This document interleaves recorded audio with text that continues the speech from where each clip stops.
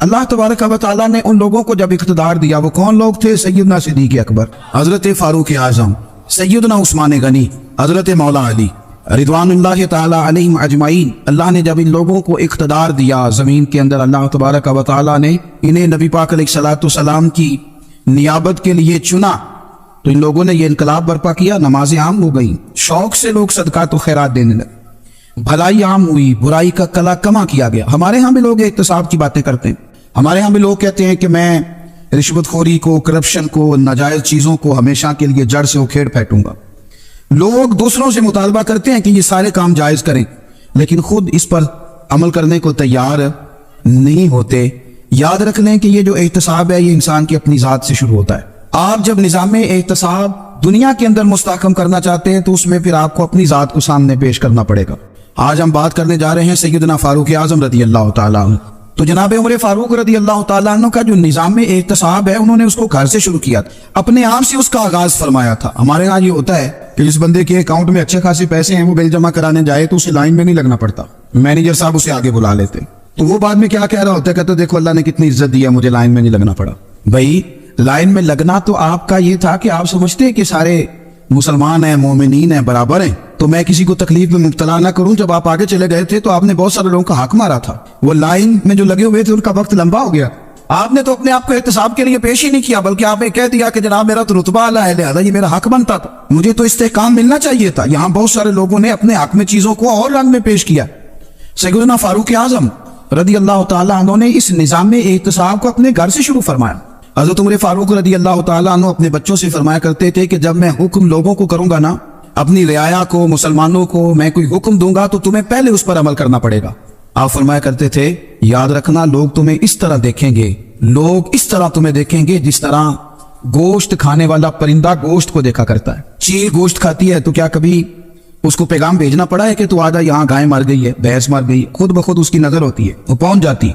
जनाब उमर फरमाने लगे, मेरे घर वालों, मेरे बेटों, मेरी बेटियों, मेरी अहलिया, लोग तुम्हें इस तरह देखेंगे जिस तरह गोश्त खाने वाले परिंदे देखते हैं। लिहाजा मैं जब किसी को अमल करूं तो पहले तुम्हें उस पर अमल करना पड़ेगा जब मैं किसी को हुक्म दूं। आप फरमाने लगे, याद रखना अगर तुमने मेरा हुक्म ना माना तो गैरों ने हुक्म ना माना तो उन्हें एक सजा मिलेगी, और अगर मेरे घर वालों ने ना माना तो डबल सजा मिलेगी, तुम पर डबल सख्ती की जाएगी कि तुमने मेरी बात क्यों नहीं मानी। ये निजाम एहतसाब है। हम ना दूसरों के बच्चों का गला काट के अपने बच्चों की खुशियां लेना चाहते हैं, हम चाहते हैं कि दूसरों के बच्चों के हिस्सों का माल मेरे घर में आ जाए। आ जाता है, कुछ लोगों की सियासत चल जाती है, कुछ लोगों का फरेब और फ्रॉड काम कर जाता है, लेकिन वो घर रोशन नहीं होते। उन घरों में पैसा होता है पर करार रुखसत हो जाता है। उन घरों में आसानियां और वुसअतें तो आ जाती हैं, लेकिन एक दूसरे का एहतराम खत्म हो जाता है। सैयदना फारूक आजम रदी अल्लाह ताला अन्हु का यह तरीका था कि वो अपने बच्चों पर सख्ती करते। आप हमारे मुल्क में ये निजाम है, मौजूदा हुक्मरान हो या इनसे पिछले, बच्चे सब के मुल्क से बाहर रहते हैं। यहाँ रहते हैं तो मोहल्लात में, बाहर जाते हैं तो बड़ी बड़ी आसाइशों में। इनके बच्चों के लिए कानून भी अलग से, कायदे भी अलग से, और हमारे मुल्क के अंदर तो एक बाकायदा प्रोटोकॉल का सिस्टम है। उस सिस्टम से गुजरकर बड़े बड़े लोग चलना पसंद करते हैं। हमारे जमाने में भी कुछ चीजें सरकारी होती हैं खालिस, लेकिन अजीब निजाम है ना, हर चीज का किराया बढ़ जाता है, सरकारी दुकान का नहीं बढ़ता। बाकी दुकानें 5-6 साल के लिए मिलती है, सरकारी दुकान पे आप कब्जा करना चाहे तो पूरे 100 साल के लिए मिल जाती है। चूंकि ये आम आवाम की प्रॉपर्टी है तो इसके साथ जो मर्जी को सलूक करे। एक सरकारी चरागाह थी जिसके अंदर जानवर चरा करते थे। हमारे यहाँ भी पंजाब में कुछ जगह होती हैं तो हम लोग कहते हैं शाम लाट है। सरकारी चरागाह में जानवर चरा करते थे। हजरत उमर फारूक रदी अल्लाह ताला अन्हु के साहिबजादे सैयदना अब्दुल्लाह इब्न उमर रदी अल्लाह ताला अन्हु ने भी एक ऊंट खरीद लिया। तो सब लोगों के जानवर सरकारी चरागाह में चरते थे, आपने भी अपना जानवर वहां चरने के लिए, खाने पीने के लिए छोड़ दिया। वो जब ऊंट आया तो पतला था, कुछ दिनों के बाद वो फरबा हो गया, ताकतवर हो गया, मोटा ताजा हो गया। हजरत सैयदना अब्दुल्लाह इब्न उमर रदी अल्लाह ताला अन्हु ने बेचा तो वो डबल कीमत से भी ज्यादा का बिका, क्योंकि पहले दुबला पतला था, अब मोटा ताजा फरबा हो गया। हजरत सैयदना फारूक आजम रदी अल्लाह ताला अन्हु को पता चला तो बुलाया, फरमाया पुत्र ऊंट बेच दिया है? अब्बा जी बेच दिया है। फरमाया कितने का खरीदा था? इतने का। बेचा कितने का? डबल कीमत बताई। फरमाया इस तरह करके असल रख ले और जो ऊपर मिली मुझे दे दे। हुजूर आपने क्या करनी है? फरमाया मैं सरकारी खजाने में जमा करूंगा। हुजूर क्यों? फरमाया इसलिए कि तेरा ऊंट सरकारी जगह पे चरा करता था, वो घास सरकारी जगह से खाता था। हुजूर सबके खाते। अब्दुल्लाह इब्न उमर कहने लगे सबके खाते। आप फरमाने लगे तू सब में शामिल नहीं है, तू अमीरुल मोमिनीन का बेटा है, तुझे मैं ये हक नहीं दे सकता, तेरे ऊपर थोड़ी सख्ती ज्यादा की जाए, तुझे ये हक नहीं मिलेगा तू अपने ऊंट को चूंकि सरकारी चरागाह में चराया करता था, लिहाजा तुझे वो असल रकम यहाँ जमा करानी पड़ेगी। हमारे तो बच्चे, पहली बात तो यह है कि बात ही नहीं सुनते। ये सब के बच्चों की बात कर रहा हूँ, वो टीचर के बच्चे हों, सेठ के बच्चे हों, पीर के बच्चे हों, इमाम साहब के बच्चे हों, किसी के बच्चे हों, पहले तो सुनते नहीं। और अल्लाह खैर करे, अगर आप कुछ सुनाना चाहें तो फौरी तौर पर वो होम मिनिस्ट्री के पास पहुंच जाते, उनकी अम्मा उनकी वकील बन जाती, आप क्या ही कुछ नहीं सकते। हालात रुख बदल जाते। उसका नुकसान ये होता है कि इनको तराशा नहीं जा सकता, इनको हीरे नहीं बनाया जा सकता। इनके ऊपर कुछ ऐसी मैल कुचैल चढ़ जाती है जो बड़ी अजीबो गरीब होती। और कुछ लोग ऐसे होते हैं जो खराबी करने में भी अपना किरदार अदा करते हैं, खराबी करने में। और बड़े लोगों से मुंसलिक होने के लिए लोग रास्ते तलाश करते हैं, रास्ते। मैं चूंकि चीजों का मुताला करने का बड़ा शौकीन हूं, तो मेरी वालदा दाखिल थी कई साल पहले अस्पताल में, तो मुझे उस अस्पताल में कुछ दिन रहना पड़ा। एक प्राइवेट हॉस्पिटल था, तो उसमें ना उन्होंने जगह जगह लिख के लगाया था मुलाजिमीन को बख्शीश ना दें, हम इनको बड़ी अच्छी माकूल तनख्वाह देते हैं, सैलरी बड़ी उम्दा है, तो लोग बख्शीश ना दें। मैंने जो मैनेजमेंट के लोग थे हॉस्पिटल के, उनमें से एक से मैंने कहा कि अगर कोई बंदा अपनी खुशी से देना चाहे तो आपने बड़ा मोटा लिख के लगाया, बराए मेहरबानी इनको बख्शीश ना दे। उसने बड़ी कीमत, सादा आदमी था पर मेरी बड़ी उसने मुझे बात बताई, मुझे नफा हुआ। कहने लगे मौलवी साहब, जब कुछ अमीर लोग अस्पताल में मरीज लेके आते हैं तो वो सफाई वाले को पहले ही 500 रुपया दिखा लेते हैं आते ही, फिर वो जैसी आवाज देते हैं सफाई वाले फटाफट अंदर आते हैं, उनका कमरा साफ करते हैं। तो सारे तो बेचारे इतने मालदार नहीं होते कि आते ही पहले काम वाले को 500 दे। फिर नुकसान क्या होता है कि ये जिनकी जिम्मेदारी है बहुत सारी ड्यूटियां करने की, ये ड्यूटी नहीं करते, ये पलट पलट के उनके तरफ देखते हैं जिनके घर से सालन सही आता है, उधर इनकी तवज्जो ज्यादा हो जाती है, जो नोट इनको ज्यादा दिखाते हैं, जो फल लेके आते हैं तो आधा इनको देते हैं।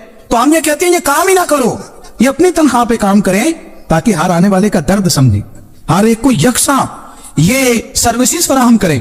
तो हम ये काम करते हैं, हम एमपीए के और किसी से हमारा ताल्लुक ना बने तो हम जनाब उसके ड्राइवर से ही ताल्लुक बना लेते हैं। हम वो जो ऑपरेट करने वाला होता है टेलीफोन, उसी से बड़ा ताल्लुक बनाते हैं, उसको मिठाई का डब्बा जल्दी पहुंचा देते। तो इसी तरह से बड़े लोगों की औलादों को बिगाड़ा जाता है।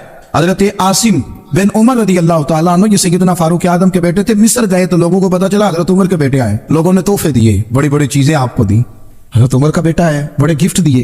तो साहिबजादे वापस आए तो उनके पास बड़े तोहफे थे। सैयदना उमर फारूक रदी अल्लाह तआला अन्हु ने देखा तो फरमाया इधर लाना तोहफे। कहा बड़ी लोगों ने मुझे दिए हैं। फरमाया तूने क्यों बताया था कि मैं अमीरुल मोमिनीन का बेटा हूं? कहा हुजूर उनको वैसे ही पता चल गया। फरमाने लगे पुत्र ये तोहफे तुम्हें इसलिए मिले हैं कि तुम अमीर के बेटे हो, ये तोहफे तुम्हारा हक नहीं, क्योंकि तुम्हें इस कुर्सी की वजह से मिले हैं और ये कुर्सी मुसलमानों की है, लिहाजा ये हक भी मुसलमानों का ही है, ये ला सारे माले गनीमत में जमा किए जाए। आप अपने घर से जब एहतसाब शुरू करते हैं, अपने घर से, और ये याद रखें ये जो लोग आते हैं आपके बच्चों को नवाजने के लिए, ये उन्हें खराब करते हैं, बिगाड़ पैदा करते हैं, ये अजीबो गरीब सी चीजों में मुब्तला कर देते हैं, बच्चों का नुकसान होता है कल कलाम। फिर जो शापर अच्छा लेके आए पीर साहब के बच्चे जरा उससे प्यार से मिलते हैं, नुकसान हो जाता है, ये दस्ते नगर हो जाते हैं, ये लोगों की तरफ जीते हैं, दूसरों पे डिपेंड करने लगते हैं। हजरत अबू मूसा अशअरी रज़ी अल्लाह तआला अन्हु ने पहले तो एक कलीन बड़ा सोना था, तो आपने हजरत उमर के घर भेज दिया कि चलो उनके घर में उनकी अहलिया बिछा लेंगी, कहीं से तोहफा आया। फिर वो जिस कमरे में माले गनीमत और खजाना रखा जाता था उसकी सफाई कर रहे थे तो एक दिनार मिल गया, तो वो दिनार बच्चे सारे जा रहे थे, तो उनमें से हजरत उमर के एक बेटे को छोटे को बुलाया और बुला के कहा पुत्र ये दिनार ले लो। हजरत उमर ने देखा कि बेटे के हाथ में दिनार भी है और घर में कालीन भी है। एक मौके पे वो कालीन दिया, एक मौके पर बच्चे को एक दिनार दिया। तो हजरत उमर अपनी अहलिया से पूछने लगे ये कहाँ से आया कालीन? कहा जनाब अबू मूसा अशअरी रज़ी अल्लाह तआला अन्हु ने भेजा है। बेटे से पूछा दिनार कहाँ से आया? कहा मुझे उन्होंने ही दिया है। आपने वो दिनार भी लिया और कालीन भी लिया और उसको लपेटा और जनाब अबू मूसा अशअरी को बुलाया और इतने सख्त नाराज थे, फरमाने लगे अबू मूसा अशअरी से कहना मेरे पास पैदल आए, घोड़े पे ना आए। और जब आए हजरत अबू मूसा अशअरी तो जनाब उमर इतने नाराज हुए कि वो कालीन लपेट कर तो उनके सर पे मार दिया। फरमाने लगे पकड़ो अपना दिनार, तुम्हें पूरे मदीने में मेरे बेटे के अलावा कोई और नहीं मिलेगा जिसे तुम खराब कर सको, मेरा पुत्र ही मिला था बिगाड़ने की, किसने इजाजत दी तुम मेरे बेटे को दिनार दो, क्यों लाए तुम मेरे घर में कालीन? हजरत उमर फारूक रज़ी अल्लाह तआला अन्हु फरमाने लगी मैं जमीन पे सोने का आदी हूँ, जमीन चटियल भी हो तो रब का बंदा बन के सोता हूँ तो अल्लाह मुझे आराम और सुकून की नींद अता फरमा देता है, मुझे तुम्हारे मखमलों की और कालीनों की जरूरत नहीं है। एहतसाब यहाँ से शुरू होता है भाई। यार हम ना अपने घर में बैठ के मायूस बातें करते हैं, फलाने के बच्चे कहाँ पहुंच गए, फलाने के पास बड़ा पैसा आ गया, मैं कच्चे मकान में रहूं, मैं ये करूं, देखो मुझे नहीं सो रही। ये तो आप मायूसी वाली बातें कर रहे हैं, ये तो आप कमजोर बातें कर रहे हैं, ये तो इस तरह की बातें तो हारे हुए लोग करते हैं। इस तरह का लबो लहजा तो उन लोगों का होता है जो एहसास कमतरी का शिकार होते हैं। ये आपने किस तरह का लबो लहजा अपने बच्चों का भिखारी बना रहे हैं ताकि दूसरों को देख के तो मायूस हो जाए? उठ बांध कमर क्यों डरता है, फिर देखो खुदा क्या करता है। आपका जो एहसास है वो इतना खूबसूरत हो, आपके लहजे के अंदर इस कदर ठहराव हो, आपको इत्मीनान आ चुका हो اور آپ کے بچے کبھی بھی کمپیریزن نہ کریں اپنا کسی کے ساتھ, کبھی بھی انہیں کرنے نہ دیں آپ, کبھی وہ کبھی یہ بات نہ کریں کہ فلانے زیادہ اچھا کھاتے پیتے ہیں تو ہم کدھر ہے, کرنے نہ دیں. انہیں بتائیں کہ بیٹا اپنی مٹی پہ چلنے کا سلیقہ سیکھو, سنگ مرمر پہ چلو گے تو پھسل جاؤ گے. ان کو بتائیں کہ جو تمہارے پاس ہے یہ خدا کا عطیہ ہے, اسی پر تم نے قناعت کرنی کبھی بھی. حضرت زید بن حارثہ سے نبی پاک صلی اللہ علیہ وسلم کو بڑا پیار تھا. پھر ان کے بیٹے حضور کے غلام زادے حضرت اسامہ بن زید کے ساتھ بھی حضور بڑا پیار کرتے. لیکن یہ تو مسلمہ حقیقت ہے نا کہ عظمت اور شان تو سیدنا فاروق اعظم کی زیادہ ہے. امت کا اتفاق ہے کہ نبیوں کے بعد سب سے بڑا درجہ جناب صدیق اکبر کا, اور پھر اللہ نے مقام عطا کیا حضرت فاروق اعظم کو. یہ بڑے لوگ تھے. ایک دفعہ مال تقسیم ہو رہا تھا تو حضرت عمر رضی اللہ تعالیٰ عنہ نے نا حضرت اسامہ بن زید کو 4000 دینار دیے اور اپنے بیٹے عبداللہ ابن عمر کو 3000 دینار دیے. تو حضرت عبداللہ ابن عمر گھر جا کے کہنے لگے, ابا جی اسامہ میں وہ کون سی خوبی ہے جو میرے اندر نہیں, اور اسامہ کے باپ میں وہ کون سی خوبی ہے جو آپ کے اندر نہیں. تو حضرت عمر کی عاجزی دیکھیے, حالانکہ بال اتفاق دنیا جانتی ہے کہ جناب عمر فاروق رضی اللہ تعالیٰ عنہ افضل ہیں, پھر بھی پتہ اپنے بیٹے سے کیا کہتے ہیں, فرماتے ہیں او سن یار وہ خدمت گزار ہیں نبی پاک کے, وہ بھی حضور کے گھر میں ڈیوٹی کرتے, نوکری کرتے, اور ان کے بیٹے بھی حضور کی نوکری کرتے, یہ خدمت گزار ہیں. فرمانے لگے اگر تو نے پوچھ لیا تو سن, پھر میری تو رائے یہ ہے کہ تیرے سے زیادہ اسامہ بن زید حضور کی نظر میں پیارے ہیں, اور اسامہ کا باپ تیرے باپ سے زیادہ نبی پاک کا پیارا ہے. کوئی کمپیریزن کرنے نہیں دیا, بچوں کو کسی ایسی جگہ کھڑے ہونے نہیں دیا. فرمایا یہ وجہ ہے, یہ انداز ہے کہ تو زیادہ پیارا ہے. حضرت عمر فاروق رضی اللہ تعالیٰ عنہ پسند نہیں کرتے تھے, ذرا برابر بھی پسند نہیں کرتے تھے کہ کوئی شخص, اور مال آتا تو اپنے رشتہ داروں کو نوازنے سے بچتے. مال غنیمت آتا ہے نا, ہمارے ہاں تو اللہ خیر کرے جب کوئی بندہ کونسلر بنتا ہے, چیئرمین بنتا ہے, تو ٹھیکہ کس کو دیتا ہے, کوئی چلو بھتیجا مل جائے, کوئی بانجا مل جائے, کوئی چھوٹا بھائی, اسے بھی کام مل جاتا ہے ساتھ. نوازنے پہ لوگ آتے ہیں تو وہ تلاش کرتے ہیں کہ کہاں کو میرا ہے, وہ ٹینڈر ہی ان کے نام کے پاس ہوتے ہیں جن کی طرف ذرا نظر کرم زیادہ ہوتی. حضرت عمر فاروق مال تقسیم کر رہے تھے تو بیٹی آگے کہنے لگی, ابا جی رشتہ داروں کا بھی حق ہوتا ہے, آپ سب کو دیتے ہیں, آپ کے اپنے آپ کے قریب ہی نہیں آتے. تو حضرت عمر فاروق نے کیا لفظ کہے, کیا حقیقت ہے, کیا حسن ہے. فرمانے لگے پتر یہ مال تیرے باپ کا نہیں مسلمانوں کا ہے, جب تیرے باپ کا ذاتی مال ہوگا تو اپنے رشتہ داروں کو دے گا, یہ مسلمانوں کا مال ہے, یہ اسی حساب سے تقسیم ہوگا جو عدل کا حساب ہے, جو ترازو ٹھیک ہے. فرمایا تو مجھے یہ مشورہ نہ دے, یہ مسلمانوں کا مال. یہاں سے نظام احتساب شروع ہوتا ہے, یہاں سے انسان آگے بڑھتا ہے, اور پھر کوئی تکلف نہیں کسی پر حضرت عمر کا, کوئی چھوٹا ہے یا بڑا ہے. حضرت ابو سفیان رضی اللہ تعالیٰ عنہ سردار رہ چکے ہیں مکے کے, بڑے آدمی, لیکن نظام احتساب میں کوئی چھوٹا بڑا نہیں ہوتا. حضرت عمر فاروق مکہ مکرمہ گئے تو لوگوں نے کہا حضور جناب ابو سفیان نے نا گلی میں پتھر رکھے اور بہت سارے لوگوں کو رستوں میں تکلیف ہو رہی ہے. تو حضرت ابو سفیان رضی اللہ تعالیٰ عنہ سے بھی لوگ کہہ دیتے تو وہ بھی اٹھا دیتے, لیکن لوگوں نے چونکہ وہ سردار تھے, بڑے تھے, تو لوگوں نے ان سے کہا نہیں. حضرت عمر جب آئے تو کہا, تو جناب عمر نے پرواہ نہیں کی, خود آئے جناب ابو سفیان سے کہا یہ پتھر آپ نے رکھے, کہا حضور ہاں. فرمایا یہ بھی اٹھائیے, یہ بھی اٹھائیے, یہ بھی اٹھائیے. جب وہ اٹھا رہے تھے تو حضرت عمر کہہ رہے تھے شکر نہیں اللہ کا کہ عمر کہہ رہے ہیں اور ابو سفیان مانتے جا رہے ہیں. شکر نہیں, یہ نظام احتساب ہے کہ بڑا ہو یا چھوٹا ہو, اس کو یہ حق حاصل نہیں ہے کہ مسلمانوں کو وہ کسی تکلیف میں کسی بھی صورت میں مبتلا کرے, کہیں بھی کسی جگہ بھی, اس کو یہ والی اجازت نہیں. حضرت سیدنا عمر فاروق رضی اللہ تعالیٰ عنہ. پھر ایک اور بات تھی, میں کئی دفعہ یہ بات کہتا ہوں اور مجھے ذاتی طور پر اس کا بڑا تجربہ ہے. کچھ لوگ نا خوشامد پسند ہو جاتے, بڑی عمدہ تعریف کرتے ہیں, اوئے ہوئے ہو پول باندھتے ہیں پورے, آپ کے پاس آئیں گے تو کہیں گے جناب آپ سے زیادہ اچھا بندہ ہی کوئی نہیں, تو وہ نا آپ سے کام نکلواتے ہیں. پھر وہ کسی دوسرے کے پاس جاتے ہیں تو اسی طرح کا رویہ وہ دوسروں کے ساتھ کر.